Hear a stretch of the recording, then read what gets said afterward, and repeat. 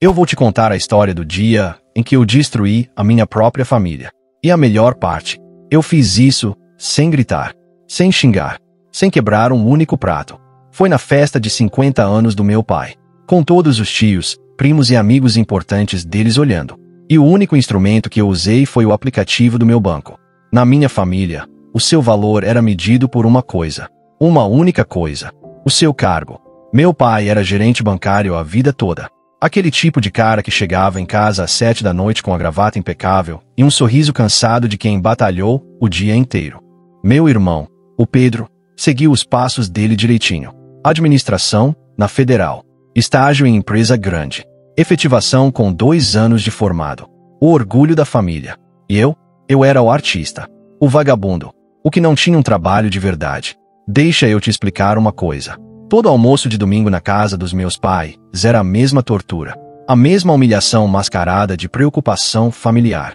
Meu tio Marcelo, aquele cara com barriga de chope e opinião sobre tudo, sempre começava: "E aí, Henrique, quando você vai arrumar um emprego de verdade?" E ele ria. Aquela risada alta, como se fosse a piada mais engraçada do mundo. Minha mãe suspirava do outro lado da mesa.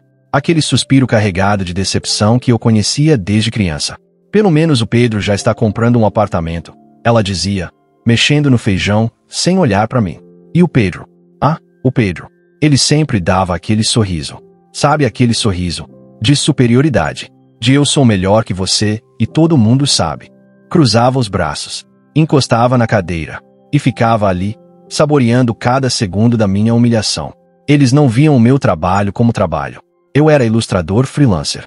Passava dias e noites fechado no meu quarto, que eles chamavam de buraco, criando mundos inteiros para outras pessoas. Arte conceitual para jogos, capas de livros, ilustrações para campanhas publicitárias internacionais. Mas para eles, era um hobby, um passatempo de quem não queria a responsabilidade da vida adulta. Uma vez, eu estava trabalhando numa arte para um cliente da Inglaterra. Eram 3 da manhã. Eu tinha passado 8 horas naquele projeto. Meu pai entrou no quarto. Olhou para a tela do meu computador. Viu todo aquele universo que eu tinha criado. Cores, texturas, luz e sombra, vida. Ele ficou ali, parado por uns 5 segundos. E então disse: "Que bom que você tem um hobby, filho." Uma pausa. "Mas isso paga as contas." Meu peito apertou. Um nó se formou na minha garganta. Eu não consegui responder. Ele saiu do quarto. Fechou a porta. E eu fiquei ali, olhando para aquela arte que tinha me custado horas de trabalho, suor e criatividade. E naquele momento, eu jurei. Um dia, ele ia ter a resposta. E ela seria na cara dele. Aquelas palavras ecoavam na minha mente todos os dias. "Hobby. Vagabundo. Quando você vai crescer?" Eu me sentia um lixo.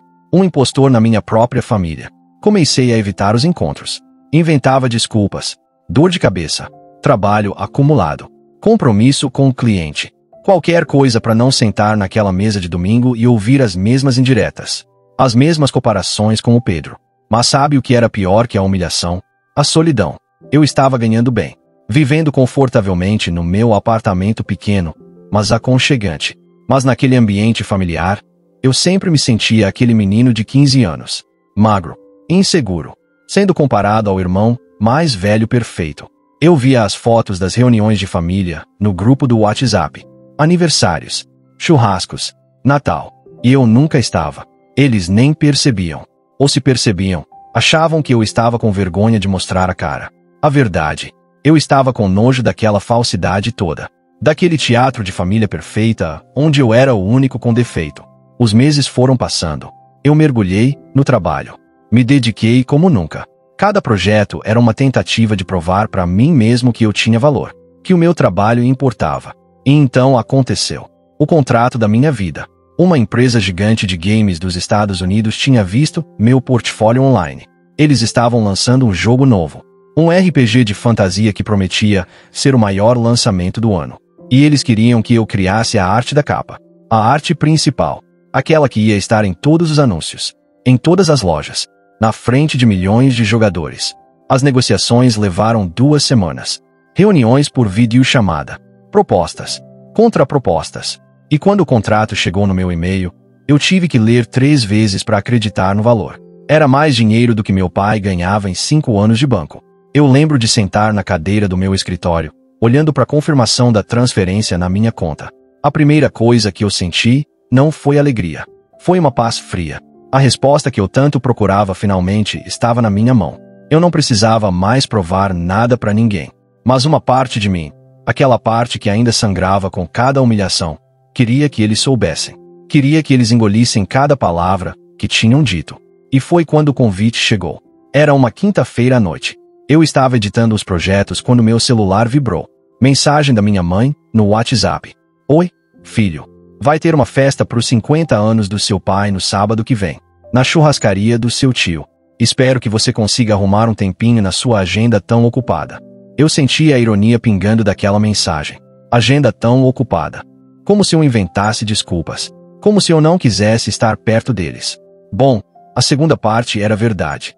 Mas naquele momento, algo clicou na minha cabeça. Eu ia naquela festa. E ia ser inesquecível. Meu plano era simples, elegante, silencioso. Eu não ia xingar ninguém. Não ia falar mal. Não ia fazer drama. Eu não precisava. Os números falariam por mim. Eu ia esperar o momento certo. Aquela hora inevitável em que o Pedro começasse a se gabar do novo cargo dele. Ou quando meu tio Marcelo fizesse a pergunta de sempre sobre se eu já estava empregado. E aí, com a maior educação do mundo, eu mostraria a todos o que um hobby de vagabundo era capaz de comprar. Os dias até a festa passaram devagar. Eu planejei cada detalhe. Comprei um terno novo, Hugo Boss, preto, impecável. Um relógio que custou mais que o carro do Pedro. Cortei o cabelo num barbeiro caro. Não era ostentação, era armadura. O sábado chegou. Eu dirigi até a churrascaria do meu tio com o coração batendo forte no peito. Não era nervosismo, era antecipação. Quando eu entrei no salão, o silêncio foi quase cômico. Todas as conversas pararam por uns 3 segundos. Minha mãe estava perto da entrada, conversando com umas amigas. Ela me viu e arregalou os olhos. Meu pai estava no fundo, perto do churrasco, com uma cerveja na mão. Ele franziu a testa, como se não reconhecesse o próprio filho. E o Pedro? O Pedro estava sentado numa mesa com a namorada. Ele me viu, e eu vi exatamente o momento em que o cérebro dele processou a informação. Aquele não era o irmão vagabundo que ele conhecia. Aquele cara de terno italiano, relógio brilhando no pulso, postura ereta, não se encaixava na narrativa que eles tinham construído sobre mim. Eu cumprimentei todo mundo. Educado. Sorridente. Oi, mãe. Tá linda. Pai, parabéns. 50 anos, hein? Que conquista. Pedro, tudo bem? Há quanto tempo? Cada cumprimento era uma peça de xadrez sendo posicionada no tabuleiro. A noite seguiu como um roteiro previsível.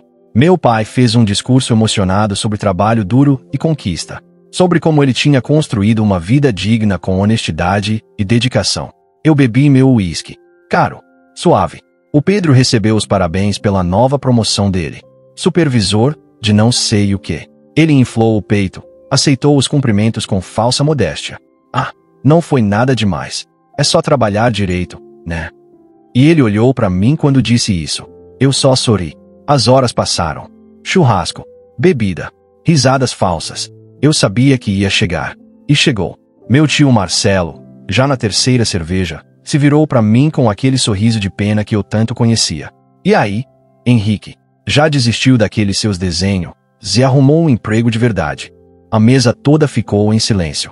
Meu pai parou de mastigar. Minha mãe olhou pro prato. O Pedro cruzou os braços, encostou na cadeira e esperou. Esperou pela minha desculpa esfarrapada. Pela minha defesa patética. Eu limpei a boca com o guardanapo. Coloquei ele na mesa, bem devagar. E sorri. Um sorriso tranquilo. Confiante. Na verdade, tio, eu comecei. E minha voz ecoou pela mesa. Meus desenhos estão indo muito bem. Obrigado por perguntar. Uma pausa. Tão bem, que acho que vocês vão achar interessante. Eu tirei o celular do bolso. A tela grande e brilhante chamou a atenção de todos. O salão inteiro parecia estar olhando agora. Primos, tios, amigos do meu pai. Abri o aplicativo do banco. O ícone azul e branco encheu a tela. A senha foi digitada, devagar. Cada número era uma batida do meu coração. A tensão na mesa era palpável. Ninguém entendia o que estava acontecendo. Meu tio Marcelo franziu a testa. O que você tá fazendo, menino? Eu não respondi. A tela do saldo apareceu. Aquele número lindo. Gigante. Com todos aqueles zeros que eu tinha trabalhado anos para conquistar. E então eu virei a tela do celular. Apontei para minha mãe. Ela olhou. Contou os zeros. A mão dela foi até a boca. Apontei pro meu pai. Ele ficou pálido. A cerveja quase caiu da mão dele. Apontei pro Pedro. A expressão de superioridade dele se desfez em tempo real. Confusão. Choque. E depois, raiva pura. Apontei pro meu tio Marcelo. Ele piscou várias vezes, como se o cérebro dele tivesse travado. Deixei cada um deles ter alguns segundos. Para ler. Para processar. Para entender. Para contar cada um daqueles zeros. O silêncio foi quebrado por um suspiro ofegante da minha mãe. Meu Deus do céu. Meu pai olhou pros números. Olhou pro meu terno. Olhou pro meu rosto. Pela primeira vez na vida, ele estava olhando para mim. De verdade. Não para a sombra do meu irmão. Não pro filho que ele queria que eu fosse. Para mim. O Pedro empurrou a cadeira para trás. O barulho ecoou pelo salão. Isso é mentira, ele disse, a voz trêmula. Você editou isso. Você. Eu ainda estava sorrindo. Baixei o celular. Guardei ele no bolso com calma. Me levantei da cadeira. Ajeitei o paletó. E disse, num tom quase sussurrado, mas que todos ouviram. Feliz aniversário, pai. Espero que o seu trabalho de verdade continue te fazendo feliz. Peguei minha carteira. Coloquei algumas notas na mesa. Mais do que suficiente para pagar minha parte. E saí. Ninguém me impediu. Ninguém disse nada. Eu andei até o carro com as costas eretas. A cabeça alta. E quando eu sentei no banco do motorista e fechei a porta, eu finalmente soltei o ar que estava prendendo. Minhas mãos tremiam. Mas não de medo. De liberdade. Meu telefone explodiu de mensagens antes mesmo de eu chegar em casa. Primos que eu nem falava há anos querendo conversar. Tios pedindo ajuda com investimentos. Minha mãe mandou áudio atrás de áudio. Eu nem abri. O Pedro me xingou por mensagem. Me chamou de arrogante. De exibido. De idiota. Eu bloqueei ele. Meu pai tentou ligar 3 vezes. Eu não atendi. 2 dias depois, ele mandou uma mensagem. Filho, a gente precisa conversar. Talvez a gente tenha sido duro demais com você. Não era bem assim que a gente queria dizer as coisas. Eu li a mensagem. E não respondi. Porque a verdade é que eu não precisava mais daquilo. Daquela validação. Daquele reconhecimento tardio e forçado. Aquele não foi um ato de ganância. Não foi ostentação. Foi libertação. Eu passei anos da minha vida acorrentado à opinião deles. Medindo meu valor pela régua torta que eles usavam. Acreditando que eu era menos. Que o meu trabalho era menos. Que os meus sonhos eram menos. Mas naquela noite, quando eu mostrei aquele extrato, eu não estava mostrando para eles. Eu estava mostrando para mim mesmo. Que eu tinha conseguido. Que eu tinha valor. Que o caminho que eu escolhi, mesmo sendo mais difícil, mesmo sendo mais solitário, tinha valido a pena. Eu me olhei no espelho quando cheguei em casa. Tirei o terno. Desliguei o celular. Sentei no sofá do meu apartamento. E pela primeira vez em anos, eu me senti em paz. As semanas seguintes foram estranhas. Minha mãe tentou uma reaproximação tímida. Mensagens mais carinhosas. Convites para conversarmos com calma. Eu ainda não sei se vou aceitar. Porque a ferida ainda está fresca. E perdão não significa esquecer. O Pedro nunca mais falou comigo. E honestamente, eu tô em paz com isso. Meu pai mandou uma mensagem longa, 2 semanas depois da festa. Ele pediu desculpas. Disse que não tinha percebido o quanto as palavras dele machucavam. Que ele estava orgulhoso. Eu li a mensagem 3 vezes. E eu ainda não respondi. Porque parte de mim quer acreditar que ele é sincero. Mas outra parte lembra de cada domingo, cada almoço, cada olhar de decepção. Talvez um dia eu responda. Talvez não. Mas o que eu aprendi com tudo isso é simples. O seu valor não é determinado pela opinião dos outros. Nem mesmo pela opinião da sua própria família. É determinado pela sua convicção.